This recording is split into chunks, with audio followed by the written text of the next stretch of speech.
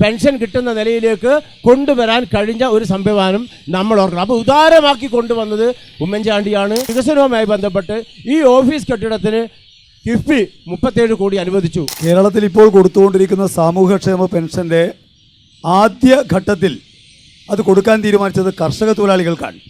അത് തീരുമാനിച്ചത് നായനാരുടെ ഗവൺമെൻറ്റാണ്. ഇവിടെ മോഹന പറഞ്ഞ കാര്യത്തിൽ ഒരു പെശകുണ്ട്. ഉമ്മൻചാണ്ടി ഗവൺമെൻറ് അധികാരത്തിൽ വരുന്ന സമയത്തുണ്ടായിരുന്ന പെൻഷൻ തുക 500 രൂപയാണ്. അത് 100 രൂപ വർദ്ധിപ്പിച്ചു എന്നുള്ള വസ്തുതയാണ്. പക്ഷേ ആ സംഖ്യ കൊടുത്തിട്ടില്ല. ഉമ്മൻചാണ്ടി ഗവൺമെൻറ് പോകുന്ന കാലത്ത് 18 മാസത്തെ കുടിശ്ശികയാണ്.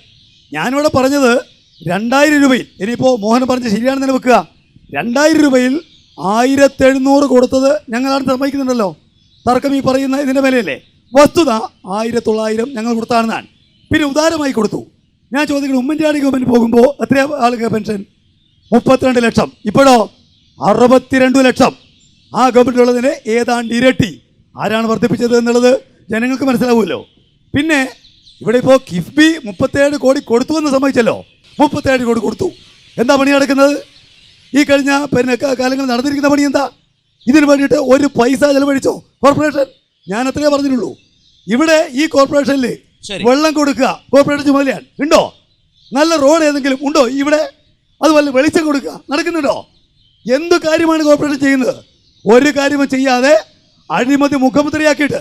ഞാൻ ചോദിക്കട്ടെ, ഇവിടെ വലിയ പ്രശ്നമാണല്ലോ മാലിന്യ പ്രശ്നം. ഈ 20 തെരഞ്ഞെടുപ്പ് നടക്കുന്ന കാലത്ത് കൊച്ചി, തിരുവനന്തപുരം, കോഴിക്കോട് എല്ലാ സ്ഥലത്തും പ്രശ്നമുണ്ട്, മാലിന്യ പ്രശ്നം. അവിടെയെല്ലാം പരിഹരിച്ച പ്രശ്നം എങ്ങനെ പരിഹരിച്ചത്? ഇന്നവിടെ പോയേക്കാണ്. അവിടെയെല്ലാം നല്ല ഉദ്യാനങ്ങളാണ്. സംസ്ഥാന ഗവൺമെൻറ് ഒരു ഏജൻസി നിശ്ചയിച്ച് മാലിന്യം നിർമ്മാർജ്ജനം ചെയ്ത് അവിടെ ഒന്നാന്തരം ഉദ്യാനമാക്കി. അവരെ സ്വീകരിക്കാൻ പാടില്ല നിലപാടല്ലേ മോഹൻ്റെ പിന്നെ ഭരണസമിതി എടുത്തത്? ഞങ്ങൾക്ക് പ്രത്യേക സെറ്റിന് വേണം. അവർ കൊണ്ടുവന്നു. ചെയ്തിരിക്കുന്നതാ? ചിലരുടെ മാലിന്യം നീങ്ങിയോ? അതിൻ്റെ മേലെ ഓഡിറ്റ് റിപ്പോർട്ട് 1.77 കോടി ഉറപ്പിക അധികം കൊടുത്ത 2.7 കോടി ക്രമരഹിതം പറഞ്ഞിരിക്കുന്നത് ഞങ്ങളല്ലല്ലോ, ഓഡിറ്റ് റിപ്പോർട്ടല്ലേ. വിജിലൻസ് കേസുണ്ടോ ഇപ്പോൾ നിലവിൽ? ഏറ്റവും ഒടുവിലായിട്ട് ഇവിടെ മരക്കാർ കണ്ടിയിൽ ഒരു സ്വീവേജ് പ്ലാന്റ് 40 കോടി 10 പരസ്യം ചെയ്തു. അത് 140 കോടിക്ക് അത് കൊടുത്തു.